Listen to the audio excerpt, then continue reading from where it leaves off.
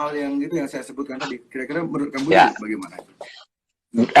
Gini Beli, ini panjang sekali Beli barusan ya. Artinya saya di dalam kesempatan kali ini juga inginnya para pendengar ini yang nonton kita ini ada satu pemahaman dulu bahwa hal seperti ini, mind control atau politik kontrol, ekonomi kontrol, itu sudah ada yang mengatur dari dulu. Kalau kita tarik ke belakang, seperti saya pernah tulis itu tahun 1896, itu ada yang namanya Zion Protocol atau Protocol of Zion, 24 orang itu ya di Basel, yang kalau orang-orang BI itu sangat membanggakan. Menurut keputusan Basel II, Basel I itu BI loh. Bangga banget, apaan sih Basel itu. Nah, ternyata di situ dibuatlah sebuah sistem pendidikan, ekonomi, dan lain-lain. Berikut juga siapa para pelakunya. Yang turun-temurun ratusan tahun, mereka tidak pernah berganti, masih itu-itu juga, gitu. Sampai saat ini.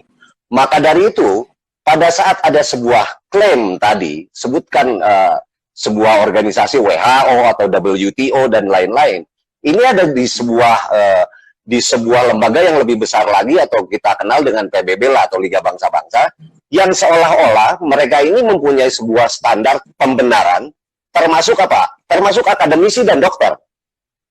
Artinya, kalau ada orang-orang yang berpikir di luar kotak daripada yang disepakati oleh mereka, atau mereka sebutlah ini konspirasi.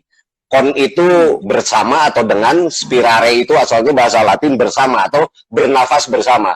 Kalau kita tidak bernafas bersama dengan mereka, maka kita akan disebut sebagai pemikir out of the box, atau bahkan disebut bahaya. Banyak sekali contoh-contohnya. Apalagi yang bisa mempengaruhi orang banyak. Misalnya tokoh, ada Mahatma Gandhi, ada John Lennon mungkin contohnya, atau banyak sekali lah. Karena mereka sangat mempengaruhi. Tapi bukan berarti mereka ini salah. Tapi mereka ini selalu didiskreditkan.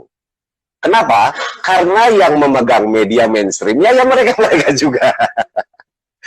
Artinya, saya sangat setuju dengan statementnya Beli Jering bahwa media ini semampunya kita untuk minimal bisa mengimbangi berita itu. Saya bukan artinya melawan atau apa, tidak, tapi harus berimbang memang.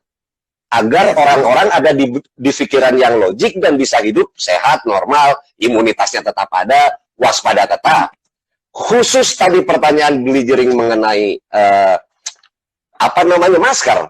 Saya kemarin ini sudah buat satu quotes lah, kalau kata anak-anak sekarang quotes ya namanya. Saya bilang begini, jika bermasker berhasil, kenapa harus berjarak? Jika berjarak berhasil, kenapa harus bermasker? Jika keduanya berhasil, kenapa harus di rumah saja?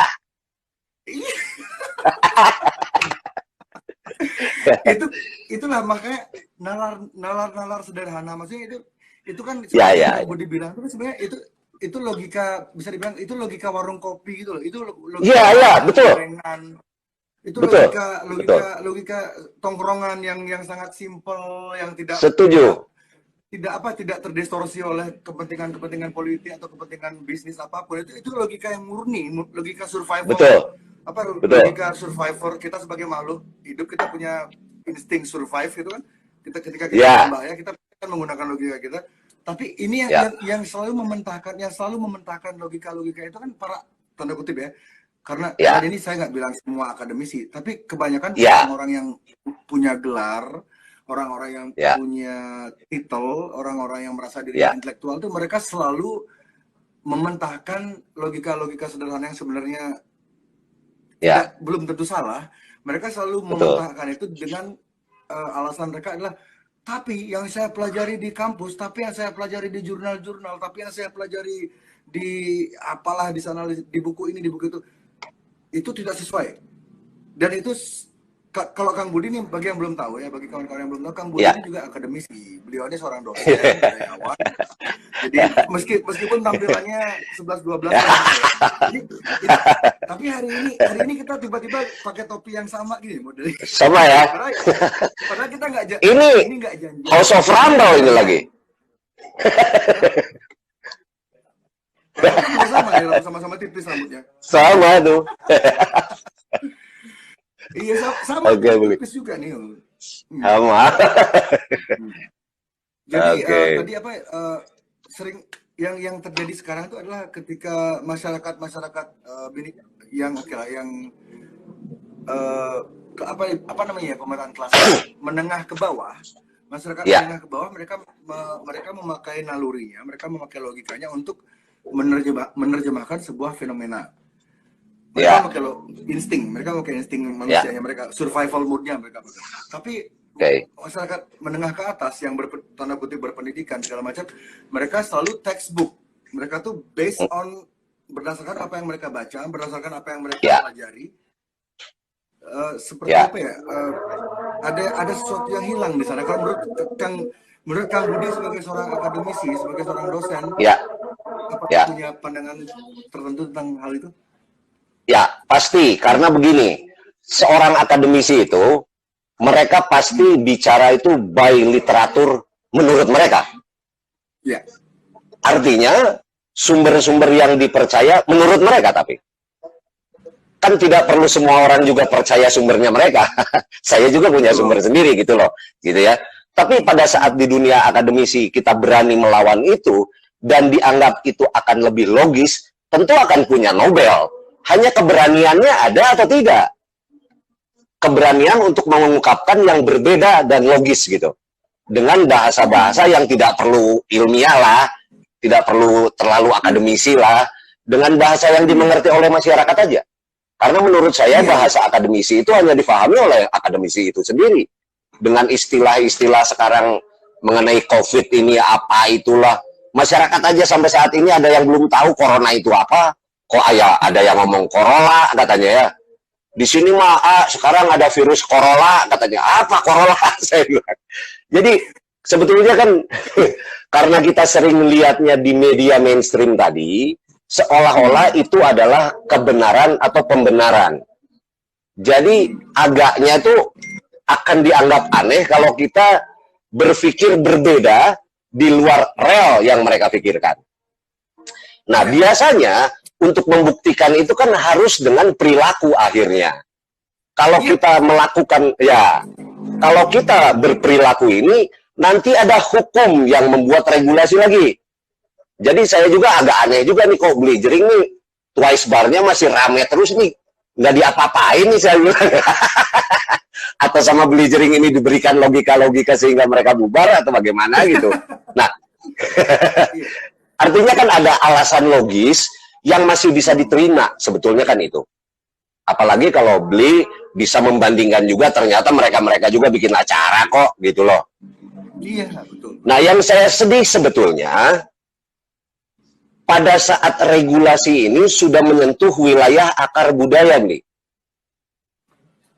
Kalau akar budayanya sudah disentuh oleh regulasi yang tidak masuk akal, ini saya pikir, misal kalau di Jawa Barat sih kebanyakan kan umat Islam misalnya ya, tiba-tiba ada mereka tuh biasanya Lebaran itu memang simbolnya itu apa, salam-salaman. Tiba-tiba aneh juga ya, mereka berkumpul di lapang, ratusan orang, setelah bubar aja, nggak ada yang salaman gitu lah. Ini gimana, saya bilang, ini bukan Lebaran namanya kayak begini. Belum lagi yang kemarin ini kita yang beberapa yang Sunda Wiwitan atau orang-orang yang penghayat juga sama berjarak mereka.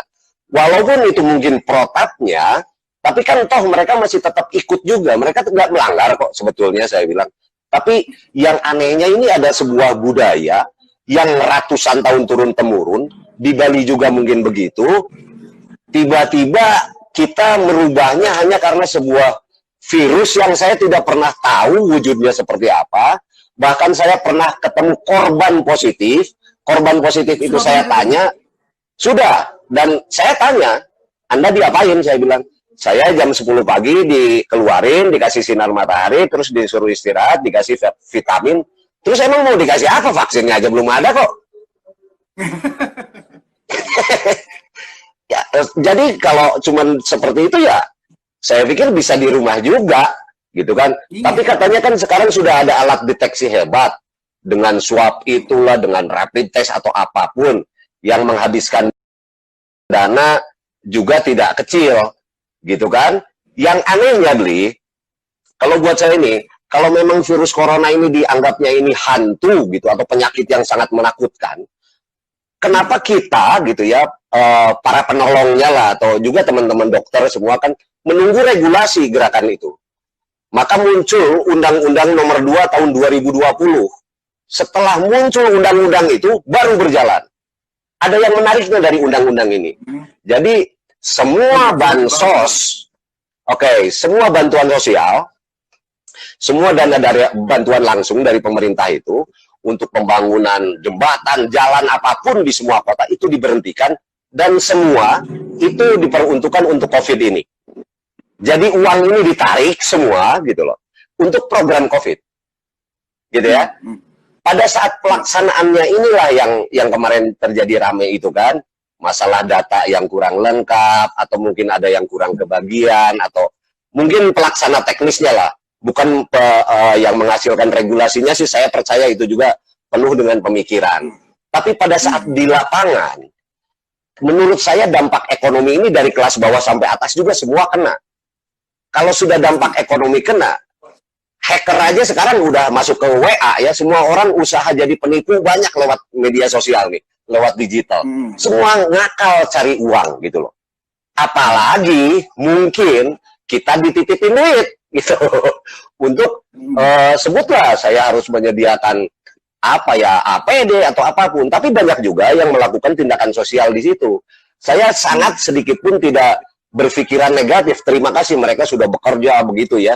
Hanya saja kan saya pikir udah berapa bulan yang lalu ini harusnya memang sudah mulai berjalan dan House of Rumble itu udah nggak perlu lagi bagi-bagi nasi gratis. Sebetulnya kan harusnya sudah ada, itu udah ada yang mengcover. Seharusnya mungkin ya.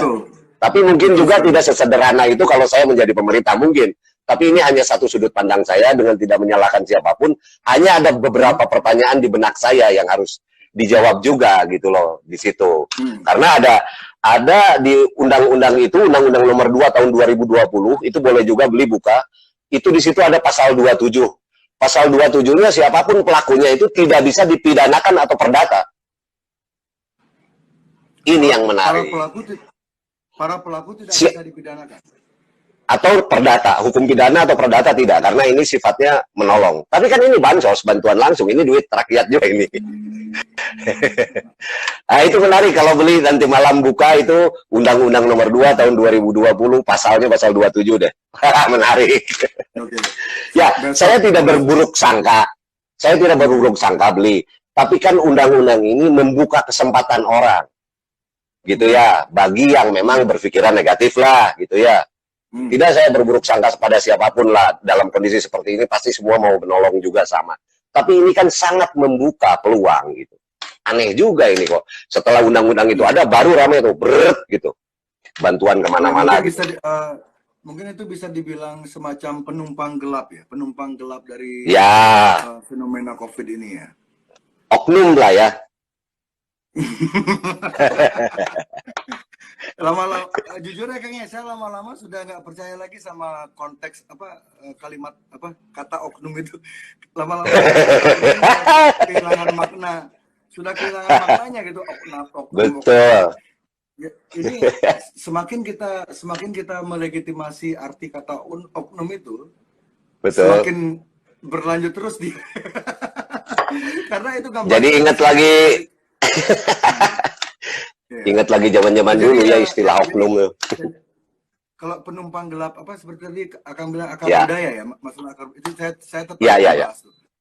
Masalah akar budaya. Oke, kita bicara masalah ini yang terjadi di Bali ya Kang ya. Ini yang terjadi di Bali. Mungkin Kang Budi pasti sudah tahu kan di Bali ada banyak sekali ada jenis upacara adat yang mengharuskan kontak fisik kan. Seperti contohnya salah satunya orang potong gigi. Potong gigi, betul. Ya, itu kan kontak fisik yang langsung ke sumbernya COVID. Ya. Dicari COVID. Ya. Siapa mau swab ini? Nah, jadi yang menariknya adalah yang menarik ini ya, kalau mungkin orang-orang yang terlalu akademis, yang otaknya terlalu textbooks, mereka akan berpikir ini sebuah ilmu cocok logi. Oh, ini cuman bisa-bisanya si jering aja nyambungin si titik A sama titik B sama CD. But berapa kira-kira persentasenya kayak? Berapa kira-kira persentase ini hanya sebuah kebetulan atau ini memang bagian dari desain besar? Ya. Bulan lalu semua ormas di Bali, ormas ya, kita bicara ormas organisasi masyarakat. Ya. Dari yang paling besar, dari yang paling kuat sampai yang biasa, yang di bawah mereka, itu semua ormas itu dibekukan. Ya. Dalihnya apa?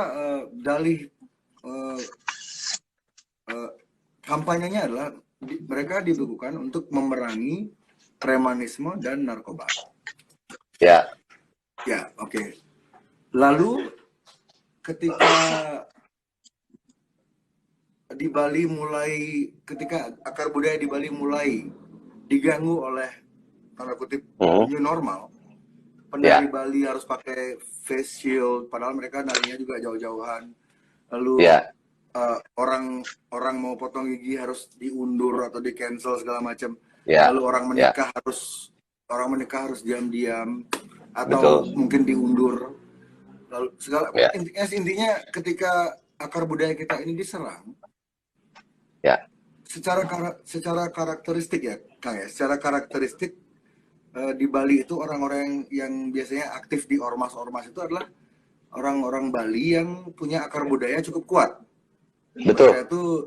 Mereka tuh rajin, meskipun mereka ormas, ormas kan di tengah-tengah kan, misalnya ada yang putih, ada yang hitam, ada yang abu-abu. Betul. Meskipun kehidupan mereka tuh tidak seperti manusia normal kebanyakan, tapi mereka tuh rata-rata saya lihat, yang saya tahu dari pengalaman saya puluhan tahun kenal sama orang-orang itu, kebanyakan mereka tuh adatnya kuat, gitu. Mereka rajin ke Banjar, rajin ke Pura, mereka bisa bikin lawar, mereka aktif di Banjar. Intinya orang-orang itu adatnya kuat. Jadi ketika saya mikir, ini kenapa ormas-ormas di Bali semua dibekukan, lalu tiba-tiba muncul new normal ini, ketika adat kita ini kasarnya akar budaya kita yang sudah ratusan tahun gitu. Jadi saya berpikir, berarti pembekuan ormas ini tujuannya adalah melemahkan resistensi akar rumput ketika akar rumput ini mulai berontak gitu. Soalnya sekarang yang terasa tuh di kampung-kampung, di desa-desa, orang tidak bisa bikin upacara potong gigi, orang tidak bisa bikin upacara resepsi. Kalau misalnya saja kalau ormas-ormas itu masih aktif, pasti mereka sudah bersuara. Mereka pasti sudah bikin gerakan lah. Saya tidak terima. Saya orang Bali, saya tidak terima adat saya dibeginikan. Mereka akan bersatu, jadi semua ormas-ormasnya akan bersatu dan resistensi dari akar rumput itu akan kuat. Jadi sebagai layaknya seperti main catur itu, jadi orang-orang yang membuat skema COVID ini, mereka sudah memikirkan itu jauh-jauh sebelumnya. Kalau menurut bacaan saya kan, mungkin Kang Budi punya bacaan lain. Kalau menurut bacaan saya, skema COVID ini sudah ditulis 10 tahun yang lalu, 2010, oleh Rockefeller Foundation, dibantu oleh Bill Gates dan dibantu oleh asosiasi. Ini ada kaitannya sama 5G segala macam. Nanti kita mungkin bicara tentang 5G lebih depannya.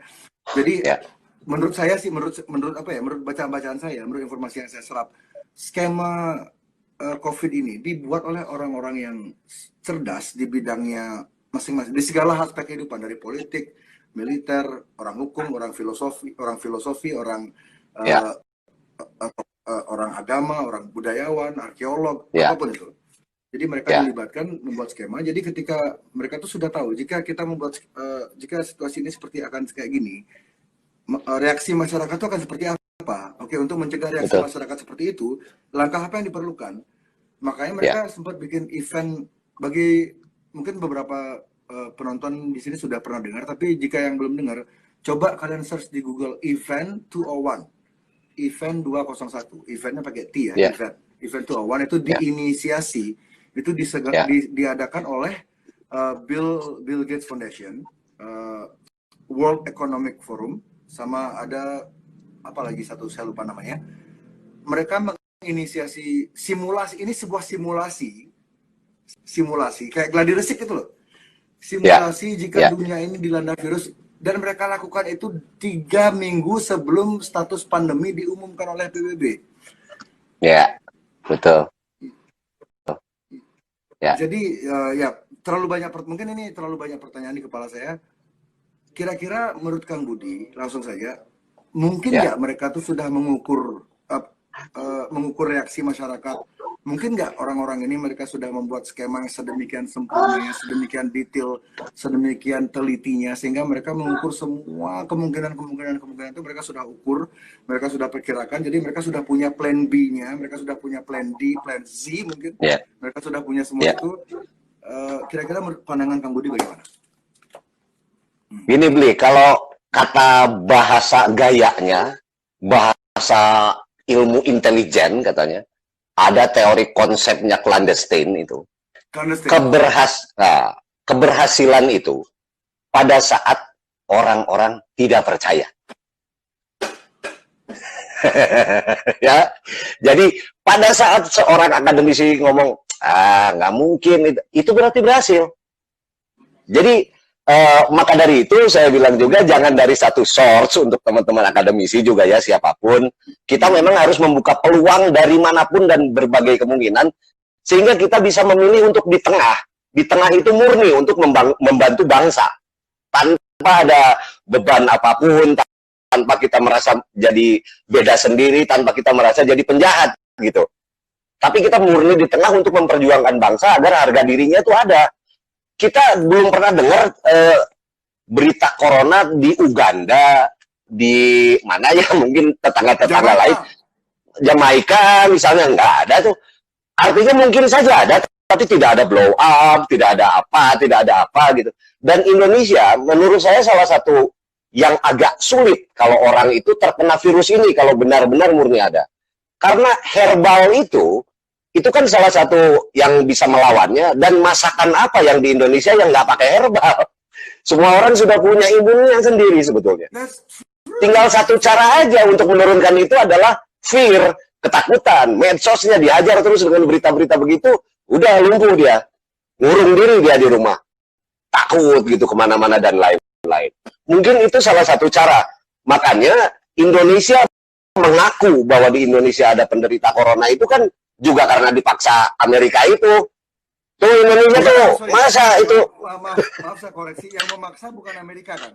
Oh bukan, siapa itu ya? Yang memaksa Indonesia mengeluarkan status pandemi itu WHO. Siapa itu? Oh WHO. Ya WHO. Ya pendananya, ya donaturnya WHO lah. Ya. Siapa donatur ya, WHO? tapi dia KTP-nya Amerika, Beli. KTP-nya dia Amerika tuh. Amerika RT 666. Gitu nih, kurang lebihnya begitu. Jadi kalau saya selalu menampung dari manapun, artinya yang lebih logis tentunya. Tapi tolong berikan kesempatan para pemikir lain yang lebih logis, lebih relevan untuk dibicarakan dalam tatanan keindonesiaan aja dulu deh. Indonesia mau gimana nih? Mau ikut gitu loh ke dalam sebuah konspirasi besar global atau enggak? Kalau mau ikut nggak apa-apa, asal udah siap gitu. Betul sekali. Gitu kan? Pada saat terjadi konflik kayak begini itu tidak siap, menurut saya belum lah ya. Tapi begini Bli, ada yang keduanya tadi. Yang pertama adalah kalau ada orang yang merasa tidak percaya itu berhasil. Yang keduanya, menurut saya virus ini memang sudah direncanakan lama ya. Tapi virus ini hanya sebuah materi aja, Bli. Materi yang diberikan, tapi keinginan mereka itu, dari virus ini terjadi ada dua kubu yang akan terbelah. Antara pro dan kontra.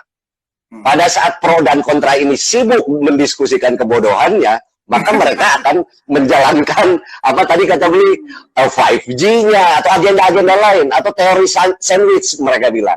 Pada saat sandwich ini yang dibahas, pasti rotinya enak banget. Nggak tahu dia telurnya itu telur busuk di dalamnya. Nah, jadi hidden agenda itu pasti tidak akan pernah kelihatan. Mereka jauh lebih pintar lah, saya pikir. Nggak mungkin kayak kita terbuka begini, enggak lah, gitu. Kurang lebih gitu beli mungkin. Oke, itu kenapa ya? Saya tumben loh ketemu bicara langsung sama orang yang saya rasa saya perlu ajak bicara lebih lama lagi. Ini soalnya kan anak kesayangannya Kang Budi kan si Adam itu. Adam. Tapi itu Adam itu ya, kita sedikit ngomong sedikit di luar konteks ya. Adam sering cerita ke saya kan tentang Kang Budi. Iya. Iya, dan dia kan Kang Budi tahu lah dia tuh bukan tipe-tipe segala macam. Dia selalu, dan makin saya ingat terus, Kang Budi itu saya pelajari backgroundnya. Kayaknya saya harus bicara sama Kang Budi. Saya harus berguru sama dia. Wah, Enggak. Aduh. Tadi yang menarik itu tadi tentang kita harus ada di tengah-tengah untuk bisa, jadi gini ya, ketika orang sibuk memperdebatkan kebodohannya itu, sesuatu yang lebih besar sedang terjadi, begitu mungkin ya. Sedang berjalan. Iya, sedang berjalan. Iya. Jadi bisa dibilang kita ini memang sengaja kita nih, ketika saya bilang kita itu maksud saya itu seluruh dunia, bukan cuma Indonesia aja. Iya. Apakah kita ini memang sengaja dilengahkan dengan pro kontra tentang virus ini sehingga kita lupa melihat gambar agenda yang lebih besar lagi, atau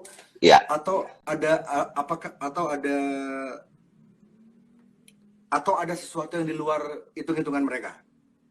Oke. Kalau menurut saya begini, Bli, ini kan Indonesia itu saya pikir banyak pemikir-pemikir cerdas, gitu. Hanya kita tidak tahu mereka ada di rel yang mana, gitu kan? Setuju. Untuk kepentingan siapa juga. Nah, maksud saya tolong pemikir-pemikir cerdas yang lain bisa membantu untuk mengangkat suara yang minoritas. Minoritas ini secara pemikiran. Yang mayoritas pasti kan ke rel yang itu, gitulah. Agar apa? Agar hal-hal enlightenment atau pencerahan-pencerahan baru dari sebuah kasus corona ini bisa diterima lebih logis oleh masyarakat. Ada perbandingan berita tadi, tidak diklaim oleh sebuah kelompok yang menginginkan, entah siapa gitu. Tidak ada monopoli kebenaran ya? Tidak ada monopoli berita, betul. Nah, kalau memang ternyata pemilik media dan lain-lain juga mereka, kenapa kita tidak mampu untuk membuat sendiri gitu? Caranya juga kita bisa lah, dari Sabang sampai Merauke lah. Ini kita diskusi di medianya mereka ini. Ya. Mungkin juga kita merasa begitu, Beli, atau mungkin di layar-layar orang lain sebetulnya nggak ada ini. Kita aja cuma berdua aja. Coba suruh cek teman-teman yang lain ada atau enggak nih. Itu saya sering pikirkan di kepala saya. Contoh kecil ya. Tadi ada yang nanya ke saya kan. Menurut Bijering bumi ini bulat apa datar? Terus saya jawab, kita nggak hidup di bumi, bro. Kita semuanya sudah nggak ada di sini. Ini semua hanya ilusi apa konsep. Ini semua cuma ilusi. Gila itu. Oke, menariknya. Oke, ada terus yang. Jadi saya ini nggak bikin catatan, Kang. Sebelumnya saya kan paham backgroundnya Kang Budi itu seorang akademisi, juga seorang jalanan juga, rock and roll. Jadi kalau otak kiri sama otak istilah medis istilah ilmiahnya meta sama motorik, alfa, theta, beta gitu. Iya. Jadi untuk mencari orang yang balance antara theta sama betanya itu agak susah. Jadi semakin saya lama bicara sama Kang Budi, saya tambah yakin jika Kang Budi ini punya keseimbangan. Orang yang gini loh, Kang. Ketika kita tiba di era seperti ini, ketika ada perang opini, bukan perang opini sih, ketika ada dominasi opini yang kuat terus melawan opini minoritas yang lemah, tidak didukung oleh instrumen sosial media, media mainstream, melawan sebuah gelombang media yang sangat kuat. Ini orang-orang yang punya pemikiran seperti orang-orang punya keseimbangan pola pikir, frekuensi theta beta itu sangat diperlukan karena balik seperti yang Kang Budi bilang awal tadi, ketika kita di tengah-tengah, ketika kita tidak didoktrin, ketika kita hanya disuguhkan ini loh kayak gini, ini loh kayak gini, silakan Anda bikin keputusan sendiri. Please make your own decision based on didasari oleh hal-hal yang kami sajikan 100% tidak ada fabrikasi, tidak ada modifikasi. Ini A, ini B ya kayak gini. Jadi kamu silakan observasi sendiri, silakan studi sendiri, kamu bikin keputusanmu sendiri. Tidak ada yang mendikte kamu. Orang-orang yang punya kemampuan untuk melakukan tindakan-tindakan seperti itu tuh adalah orang-orang yang pola pikirnya tuh balance. Menurut saya sih, menurut beberapa bacaan saya. Dan orang-orang seperti Kang Budi ini sebenarnya banyak di Indonesia. Banyak. Gitu. Banyak. Tapi ya maaf ya, media Indonesia ini lebih suka di Indonesia ya, mereka lebih suka dengan kemasan. Kemasan. Apa ya? Kalau saya nggak punya masalah, sama orang yang sopan, saya nggak punya masalah sama orang yang bertutur kata halus, nggak ada masalah. Saya senang sama orang seperti itu. Tapi ketika itu dijadikan alat untuk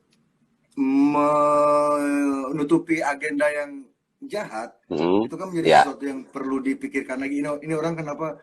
Jadi maksud saya gini, ketika Anda melihat seorang tokoh di TV atau di sosial media, dia tuh punya punya reputasi yang nyaris sempurna. Udah rupawan, pinter, tanda kutip berani. Tanda kutip kritis yang terukur segala macam. Itu masyarakat pasti akan lebih condong untuk percaya sama sosok-sosok seperti itu.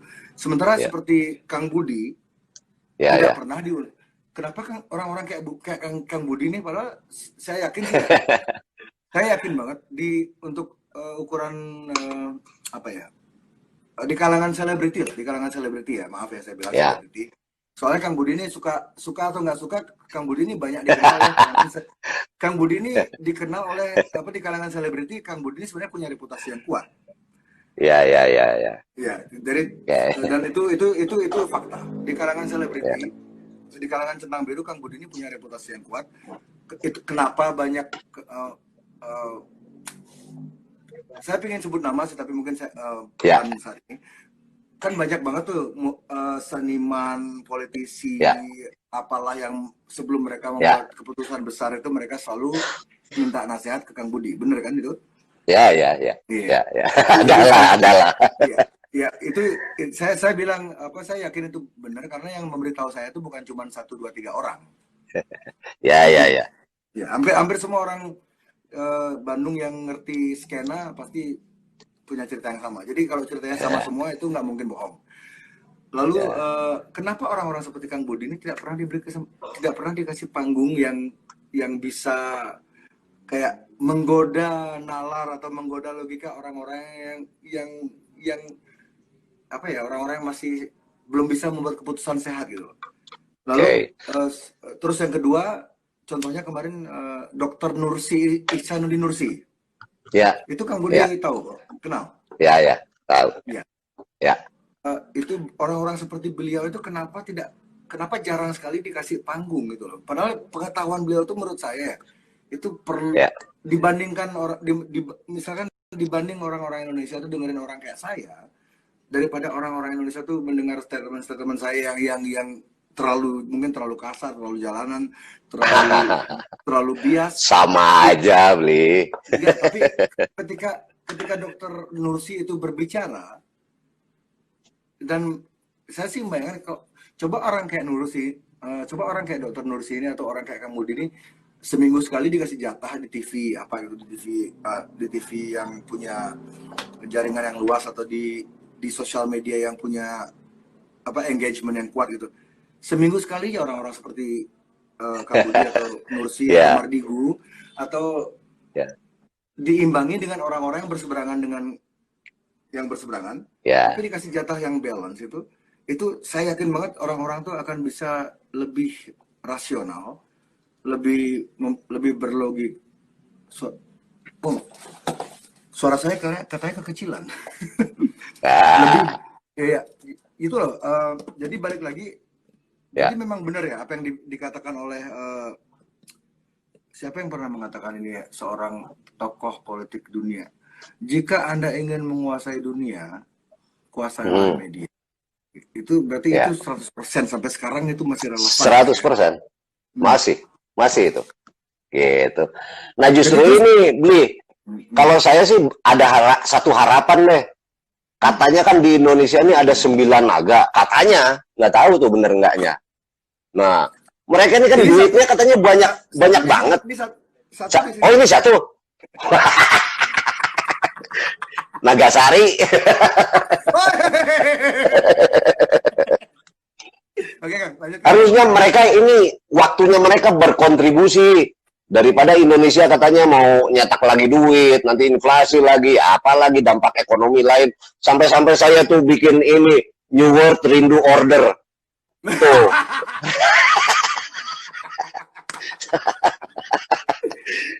Indonesia ini udah rindu order ini. Iya. Kalau di Kuta ya, Kuta. Ya. Itu toko-toko jaket kulit itu kan biasanya ada tulisan tuh made to order gitu. Nah, itu. Jadi ini kita udah new world made to order, please. Ya. Sudah makin banyak juga sekarang para new normal. Bukan paranormal. Bukan, udah kalah. Itu Beli lah. Pokoknya nanti kalau ada kesempatan lagi, kita bisa ngobrol lagi Beli kapanpun lah. Standby. Ini malam ini Kang Budi sampai jam berapa? Nah. Saya bisa aja. Oke. Selama rokok masih aman ya? Aman. Kan rokok itu membunuhmu Beli, bukan membunuhku.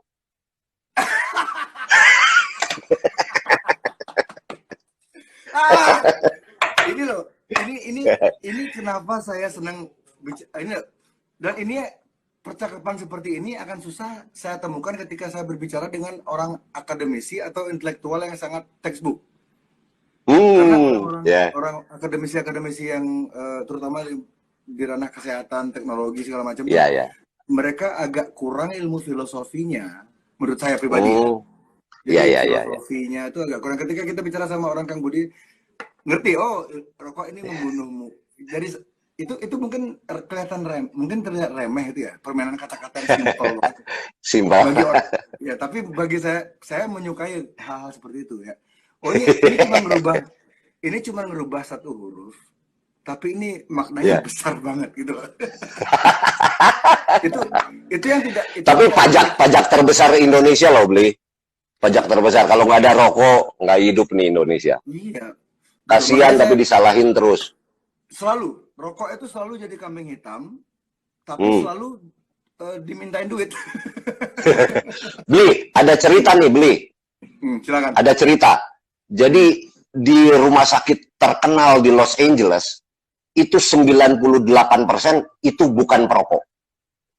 Karena perokok itu jarang ke rumah sakit, langsung mati aja biasanya, nggak nyusahin.